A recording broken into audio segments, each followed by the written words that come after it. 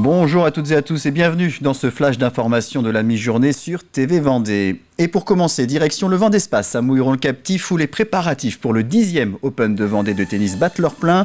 Tout se met en place pour accueillir le public et les joueurs. Le tirage au sort se déroulera demain samedi. Les premiers matchs de qualification auront lieu dimanche. L'entrée sera gratuite.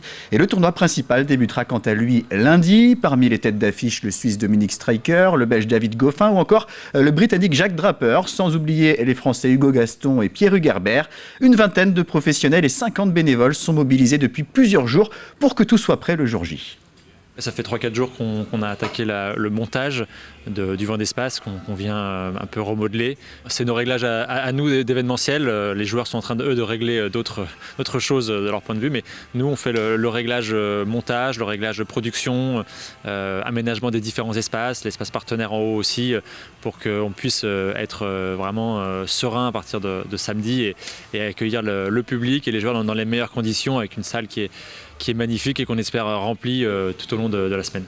Le Festival international du film de La Roche-sur-Yon a dévoilé la programmation complète de sa 14e édition qui se tiendra du 16 au 21 octobre. Au total, 17 films seront présentés. Plusieurs rencontres seront également proposées. Les organisateurs invitent le public à explorer les multiples facettes du cinéma contemporain. Julie Morini. Une semaine dédiée au 7e art. Avec cette 14e édition, le Festival international du film de La Roche-sur-Yon veut attirer le grand public.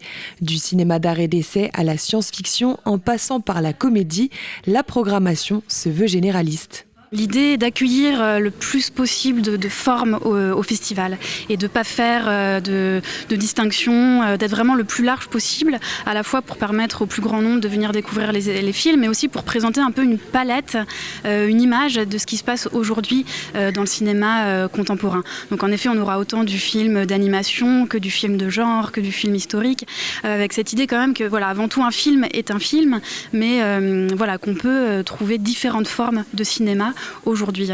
Différentes formes de cinéma et autant de publics différents. Cette année encore, la programmation jeune public tient ses promesses. Un ciné-concert, des activités, des cours et des longs métrages. Il y a Linda veut du poulet de Sébastien Lodenbach et Clara Malta. Il y a aussi Sirocco et le royaume des courants d'air de Benoît Chieux qui avait obtenu le prix du public au Festival d'Annecy. Tous ces films-là, en fait, ça fait des années qu'on les guette, entre guillemets, qu'on attend de les voir enfin terminés et ils tiennent vraiment leurs promesses. Je pense que les spectateurs ne seront pas déçus. Un festival accessible à tous donc. Des films seront présentés en audio-description et en sous-titré pour les malentendants. Les séances seront projetées dans 4 lieux de la ville, le théâtre, le manège, l'auditorium du ciel et le cinéma Le Concorde, la dernière édition dans ce bâtiment. Donc c'est un festival, oui, qui a une saveur particulière. Il y aura des moments, des hommages rendus au bâtiment. Mais je vous rassure, l'esprit du Concorde, l'esprit du festival perdurera, puisqu'évidemment le nouveau Concorde sera toujours un cinéma d'art et essai qui portera le festival du film de La Roche-sur-Yon. Près de 30 000 personnes sont attendues au festival entre le 16 et le 22 octobre prochain.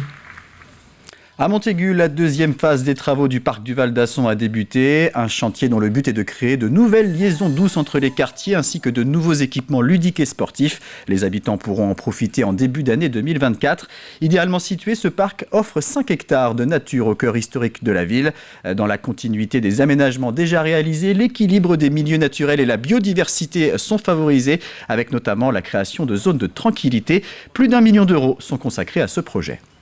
C'est d'abord un projet de qualité de vie au cœur de la ville, un espace où on peut venir respirer, on peut venir faire du sport, on peut venir avec les enfants jouer, mais c'est aussi un espace qui permet de relier des quartiers entre eux. Et donc là, on va pouvoir relier le quartier des Hauts-de-Montaigu au parc du Rempart, mais aussi au champ de foire, à la vieille ville, au commerce de Montaigu. Voilà, donc il y a 2 aspects, la qualité de vie, mais aussi un aspect de sentier doux au travers de la vieille ville de Montaigu. La forêt domaniale de Mervan, la plus grande forêt de Vendée, accueillait mercredi l'opération Tous en forêt, opération nationale organisée par l'ONF, l'Office national des forêts. Une visite était proposée par des agents afin de profiter des richesses de cet espace naturel, mais aussi et surtout pour expliquer les missions de l'ONF et les enjeux de demain pour les forêts. Un reportage de Julie Morini et Mathis Pires. Au milieu des arbres de la forêt de Mervan, une trentaine de curieux sont venus assister à une visite guidée par l'Office national des forêts. Dans le cadre de la journée Tous en forêt, l'objectif était de découvrir les différents métiers de ces agents des bois. Donc je dois rester discret et essayer de faire mon métier au mieux pour assurer que le peuplement puisse continuer à vivre et que les forestiers qui viendront puissent continuer à faire vivre la forêt comme nous on essaie de la faire vivre avec mon collègue ici présent.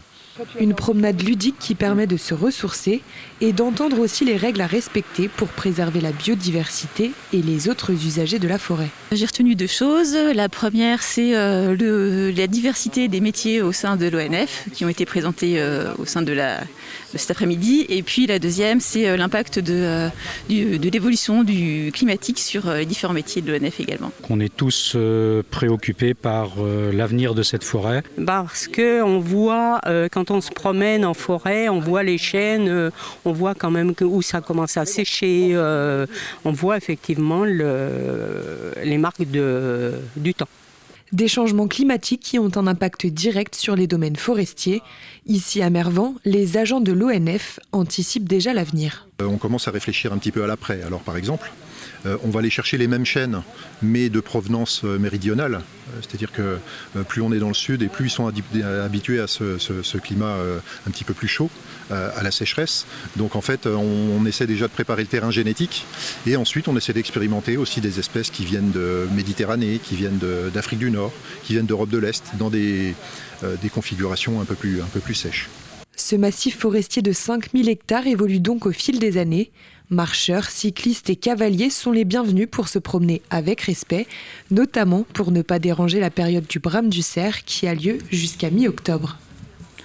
Le lycée Sainte-Marie-du-Port au Sables-d'Olonne a reçu en début de semaine 5 témoins de la guerre d'Algérie. Ces derniers ont pu partager leur histoire avec des élèves de terminale. La guerre d'Algérie a été menée par la France contre les indépendantistes algériens entre 1954 et 1962. Cette période de l'histoire fait partie du programme scolaire de ces lycéens en histoire, géographie, géopolitique et sciences politiques. Des témoignages forts et émouvants qui s'inscrivent dans le devoir de mémoire.